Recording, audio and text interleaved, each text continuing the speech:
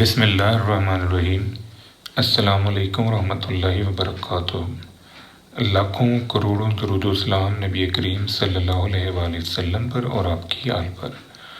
आज ही बेटा हमने ग्रुप डाटा में मोमेंट्स अबाउट मीन मालूम करना है। फिर हम moment ratios beta 1 and beta 2 मालूम करेंगे। फिर हम डिस्ट्रीब्यूशन की सिमेट्री और नॉर्मेलिटी को एग्जामिन करेंगे। देन बीटा 1 और बीटा 2 मालूम करेंगे बाय यूजिंग शेफर्ड करेक्शन, और फिर डिस्ट्रीब्यूशन की सिमेट्री और नॉर्मेलिटी को एग्जामिन करेंगे। बड़ा इम्पोर्टेंट टॉपिक है, स्टार्ट करते हैं। ये बेटा आपके पास इंफॉर्मेशन है मार्क्स की, यानी 13 बच्चे हैं जिनके मार्क्स 35 से लेके 39 तक हैं। 15 बच्चे हैं जिनके मार्क्स 40 से लेके 44 के दरम्यान। ये आपके पास 2 कॉलम गिवन है। इन 2 को जमा करें, 2 पे तकसीम, ये मेरे पास x आ जाएगा। इन 2 को जमा किया, 2 पे तकसीम, ये x का कॉलम खुल गया। अब आपने बेटा अपनी कैलकुलेशन को मिनिमाइज़ करने के लिए एक कोडेड वेरिएबल जनरेट किया, यानी आपने इस इंफॉर्मेशन में से कोई वैल्यू माइनस की और इनका जो कॉमन डिफरेंस आ रहा है उस पर आपने तकसीम कर दिया। यानी ये ओरिजिन चेंज किया है, ये आपने स्केल चेंज किया है। तो ये x की कीमत यहाँ पर रखें, 37 में से 47 निकाले, -10 आया, 5 पे डिवाइड किया, -2। 42 में से 47 निकाला, -5, 5 पे डिवाइड किया, 1। इसी तरह ये सारी वैल्यूज़ को आपने यहाँ पर रखा, ये आपके पास u का कॉलम खुल गया। अब बेटा आपने u के इस कॉलम को मल्टीप्लाई करना है f के इस कॉलम के साथ, तो ये कॉलम आपके पास आ जाएगा। फिर u के इस कॉलम का स्क्वायर ले लें और स्क्वायर लेके इस f से मल्टीप्लाई कर दें, ये कॉलम खुल जाएगा। u की पावर आप लें 3 और फिर इस f से मल्टीप्लाई करें तो आपके पास ये कॉलम आएगा। अगेन u की पावर आप 4 कर लें और फिर इस f से मल्टीप्लाई करें तो आपके पास ये कॉलम आ जाएगा। इन चारों कॉलम्स को बेटा आपने सम अप कर लिया, ये आपके पास आंसर आ गए। इनकी मदद से और इधर से ये समेशन f, इसको आपने यूज़ करना है और मोमेंट्स जो है वो मालूम करना है। तो ये मैंने 4 फार्मूलाइज यूज़ किए हैं। कैपिटल M पहला मूवमेंट है, दूसरा मूवमेंट, तीसरा, चौथा। अब यहाँ पर आपने एक बात ज़हन नशीन रखनी है कि ये जो h की वैल्यू है यहाँ पर आ रही है, यहाँ h की पावर 1 है, ये 2 है, 3 है, 4 है। यहाँ पर h क्यों आया, a क्यों नहीं आया, ये आपने समझना है। चैप्टर नंबर 4 जो है उसमें बेटा जितनी चीज़ें हैं, जैसे रेंज है, quarter deviation, mean deviation, variance, standard deviation, moment ratios है, सिक्योरनेस आप मालूम है, सब कुछ जो है वो बेटा इंडिपेंडेंट ऑफ ओरिजिन है। ओरिजिन चेंज करने से इन पे फ़र्क नहीं पड़ता, लेकिन स्केल चेंज करने से फ़र्क पड़ता है। इस वजह से यहाँ पर h जो है वो आ रहा है। अब दूसरी बात ये कि यहाँ पर 1 है, ये पहला मूवमेंट है, इस वजह से h की पावर 1 है।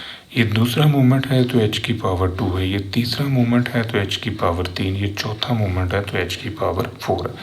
अब ये जो समेशन FU है ये आपने निकाला हुआ है 61 को 100 पे डिवाइड कर दें, ये आंसर आ गया। FU स्क्वायर आपने निकाला है 313, इसको 100 पे डिवाइड करें और h की कीमत जो है उसका स्क्वायर लेके मल्टीप्लाई कर ली, ये आंसर आ गया। सिमिलर पैटर्न FU की पावर 3 यहाँ पर ये रखें, 100 समेशन f है और h की वैल्यू 5, इसको सॉल्व करें।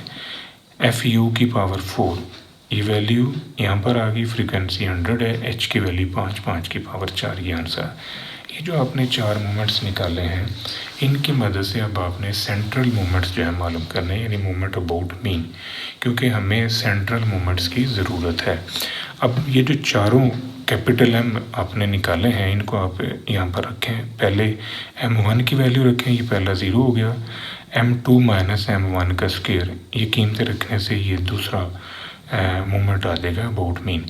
इसी तरह इस रिलेशन के अंदर आप M3, M1, M2 और M1 का क्यूब ये रखें, तो ये आपके पास तीसरी वैल्यू आ जाएगी। इसी तरह M4 चौथा मूवमेंट अबाउट मीन निकालने के लिए ये फार्मूला आपने यूज़ करना है और यहाँ पर आप कीमतें रख दें, ये आपके पास आंसर आ जाएगा। अब यहाँ पर बेटा जो सबसे इम्पोर्टेंट बात है वो ये कि ये 4 फार्मूले जो हैं इनको आप याद कैसे रखेंगे।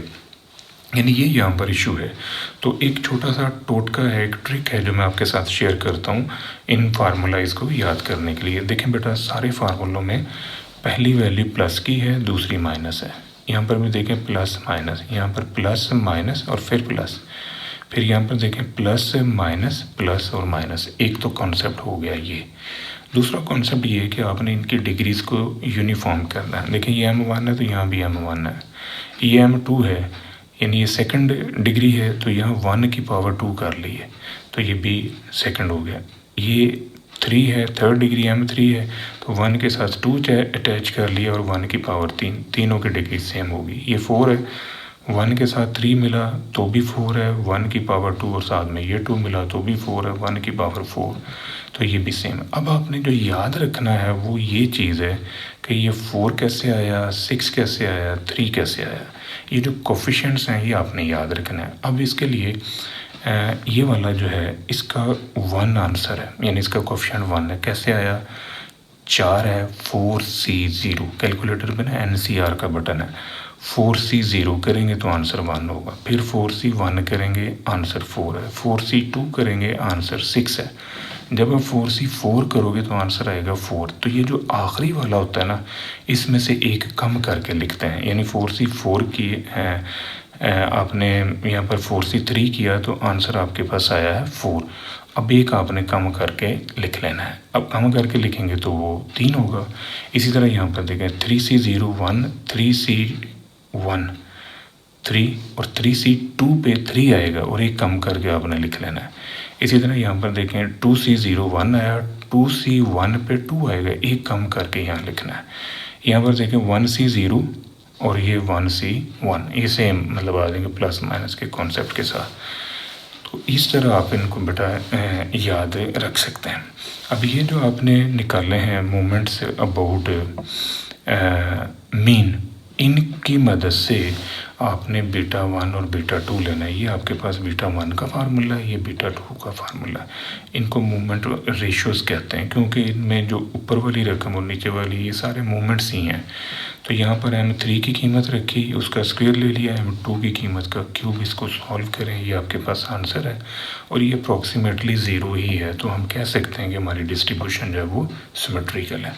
अगर बेटा तीसरा मूवमेंट जो है, ये जो थर्ड मूवमेंट है, अगर ये नेगेटिव होता तो डिस्ट्रीब्यूशन जो है वो नेगेटिव स्क्यूड होनी थी, और अगर ये तीसरा मूवमेंट जो है प्लस का हो और फिर बीटा 1 भी पॉजिटिव आ जाए तो फिर डिस्ट्रीब्यूशन जो है वो पॉजिटिव स्क्यूड है। अगर ये थर्ड मूवमेंट 0 हो या बीटा 1 की वैल्यू 0 आ जाए तो फिर डिस्ट्रीब्यूशन जो है वो सिमेट्रिकल होती है। अब बीटा 1 जो है ये 0 आ गया है तो भी डिस्ट्रीब्यूशन जो है ये सिमेट्रिकल है। ये कह लें कि एक चेक है जिसकी मदद से आप बीटा 1 को एग्जामिन करते हो। इसी तरह जो बीटा 2 है उसको आपने स्टडी करना है m4 ओवर m2 का स्क्वायर। इस कीमत को सॉल्व किया m4 और m2 का स्क्वायर। अब ये आंसर बेटा 3 से छोटा है। अगर आंसर बीटा 2 का 3 से बड़ा होता तो फिर मैंने लिखना था लेप्टोकार्टिक। अब ये 3 से छोटा है तो इसे मैं लिखूंगा प्लेटिकार्टिक, और अगर 3 ही आ जाता तो फिर उसे हमने कहना था मीसोकार्टिक डिस्ट्रीब्यूशन। अब आ जाएं कि इसके ऊपर आपने शेफर्ड करेक्शन जो है वो यूज़ करना है। अब शेफर्ड करेक्शन क्या होता है, क्यों यूज़ करते हैं? शेफर्ड करेक्शन जो है बेटा ग्रुपिंग एरर को रिमूव करने के लिए हम यूज़ करते हैं। ग्रुपिंग एरर का कॉन्सेप्ट जो है इसके ऊपर मैं एक अलग वीडियो बना चुका हूँ, आप वो भी देख सकते हैं। मैं थोड़ा सा आपको यहाँ पर भी गाइड कर देता हूँ कि ग्रुपिंग एरर कैसे जनरेट होता है। ऐसा एरर जो ग्रुप की वायोलेशन से आता है, यानी आप अपने ग्रुप को ख़त्म करते हो तो उस ग्रुप को ख़त्म करने से जो आपके पास एरर जनरेट हो। देखें 13 बच्चे हैं जिनके मार्क्स 35 से लेके 39 के दरमियान है। जब आपने इस ग्रुप को ख़त्म किया तो आपने इन दो को जमा करके 2 पे तकसीम करके ये x बनाया। तो बेटा अब आपने ये फ़र्ज़ कर लिया कि 13 के 13 बच्चे जो उनके नंबर हैं 37। अब यहाँ पर क्या हुआ कि आपने ग्रुप को रिमूव कर दिया और उस पूरे ग्रुप की जगह पर एक नंबर आप यूज़ कर रहे हैं, और ये एक नंबर जो है आप उन 13 बच्चों को अलॉट कर रहे हैं जो कि सरासर गलत बात है। हो सकता है वो 13 के 13 बच्चों के नंबर जो है 35 ही होते, हो सकता है वो 13 के 13 बच्चों के नंबर 39 से 38 होते।